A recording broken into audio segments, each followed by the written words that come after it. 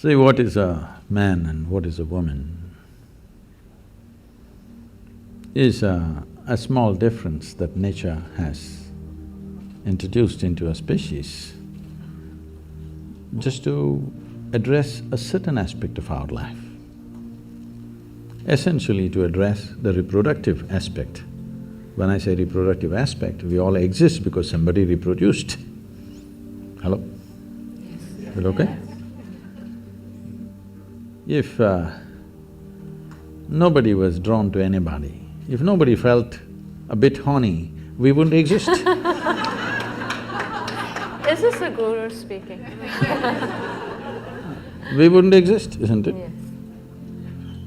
Let's come to terms with this. We don't exist because out of their love for children they produced, no. They felt horny, and here we are. There is no need to make our biology either filthy or raise it to another level. We just have to look at it for what it is. We have to come to terms with our biology, first of all. It's the most rudimentary thing, but unfortunately that's not happened to most human societies, that we have not come to terms with our biology. Body parts are ruling our minds, yes? So it's from that context that you see this problem evolving, how to work together. Essentially, why should it matter to you? Whether you… right now, you're a man or a woman, why should it matter to me? These things matter only in bathrooms and bedrooms. Why right now it should matter to me whether you're a man or a woman? Why can't I just treat you as just one more person? Hello? This is not against anybody, because we have made human biology so big in our minds. It's become so big because we have not accepted the fundamental biological difference, yes? Because for thousands of years, religions and philosophies have been telling you what's wrong about your biology, how the fundamentals of your biology is not okay, how the fundamentals of your biology is sin. Because of this, we came to a certain level of resistance about human biology, particularly a woman's biology. Because of this, these things have become big because the nature of human mind is such, whatever you resist becomes the biggest thing in your mind. Right now, if I tell you as an experiment, next 10 seconds, nobody should think of monkeys. Try, please. You will only be thinking of monkeys. So this has become a crazy thing in the world. We have made human biology into such a big thing, a small difference between man and woman. We made it into such a big thing in our minds, we can't keep it down for a moment. Everywhere, wherever you are, you have to be conscious about somebody's body parts. Why? I can understand a 13, 14, 15-year-old boy, when you were 10, 11, everything was fine. Suddenly a little bit of your hormones hijacked your intelligence, and after that you just look like this. Every little bump on somebody's body looked like a world by itself.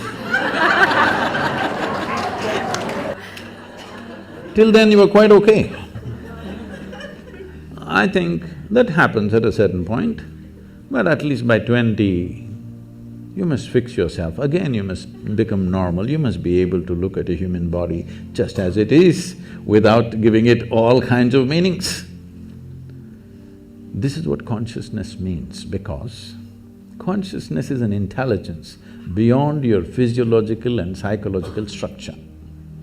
See, when we sit here, your body is your body, my body is my body. No way these two things can be one. People try hard, but it never becomes one. Only when we are buried, we become one. In the soil, we become one. But as long as you and me exist here, that's your body, this is my body, very clear. That's your mind, this is my mind, very clear. These things will never become one. We can agree on a few things, but my mind is my mind, your mind is your mind, isn't it? But there is no such thing as my life and your life. This is a living cosmos. You have captured some, I have captured some, that's about it. If you… depending upon how much you capture, that will be the scale and scope of your life. This got nothing to do with anybody's biology. Biology is just a small physical difference, just to facilitate one aspect, continuation of human race, isn't it? Otherwise we could all be made one way. If there was no need, if some seeds fell out of your ears and children would come out, then we wouldn't need this difference. So this difference is to accommodate one aspect of life. If you and me are not connected in that aspect of life, I have no business what you got on your body. Yes? You have no business what is me, and I have no business what is you. Technology has taken out the significance of man's brawn. When there was no technology, almost everything was done with human muscle. When that was so, naturally man dominated because of the muscular force. Domination also was only in the survival aspects of life. There were other aspects of life where the woman always played a significant role. We were not born to men. I was not, at least.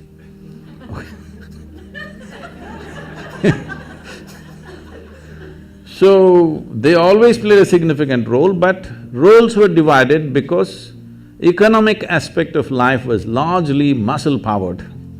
So, men dominated.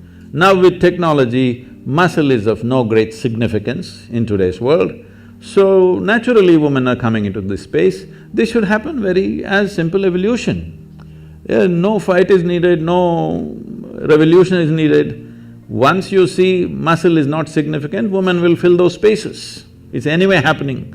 There is no need to make a big thing about it. Exploitation. If you're talking about exploitation, I want you to understand, still we are in… as a civilization, we are still in that level of crudeness of mind. It's not just women, anything weaker than us we exploit. Yes or no? Every creature on the planet we're exploiting, aren't we? Hello? Not just women, children are beaten. Why? Just because they're small. Hello? Why do you think children are beaten by a lot of people? Simply because they're smaller than you. If your children were bigger than you, would you go and beat them? So, exploitative nature of who we are exists in all aspects of life. When it comes to women, probably that exploitation turns into takes on a sexual tone. But fundamentally what needs to go is this urge to exploit anything and everything which is little weaker than me. That should go. If that doesn't go, people will find devious ways to do the same damn thing. You can do as much as you want, you can fight as much as you want, but people will find devious ways to do the same thing, isn't it? So this urge, if somebody is little less stronger than me, I have to mess them in some way. This has to go. If this has to go, the most fundamental thing is just this, because today it's about consciousness. What consciousness means is, see, you have a body. Your body is just a heap of food that you've gathered over a period of time, yes? What was soil became food, what was food became flesh and blood. Here we are. Most people don't get this till you bury them. If you get it now, you can transform your life. Otherwise, one day anyway we'll get it from the maggots, but that's late. So what you accumulate can be yours, cannot be you, isn't it? Hello?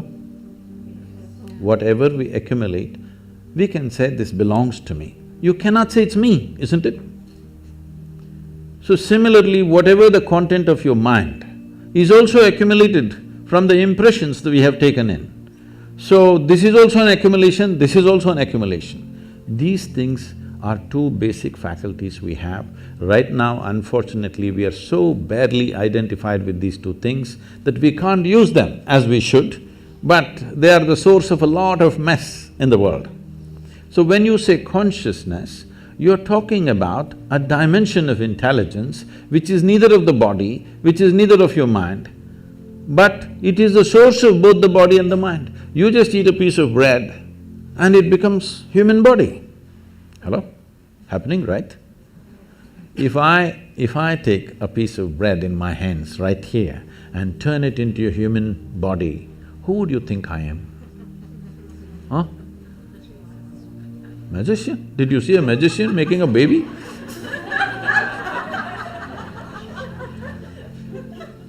Who would you think I am?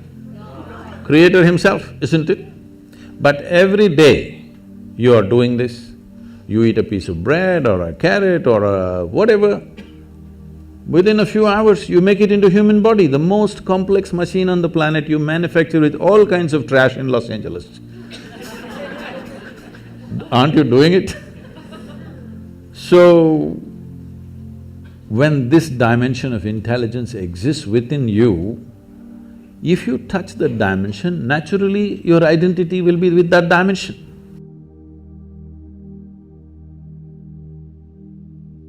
Right now, the only problem is human experience is limited to their biology and their psychological structure. Physiological and psychological structures are the only two things you have experienced. Because of this, your identities are there. Because of this body part difference between the same species has become such a big deal.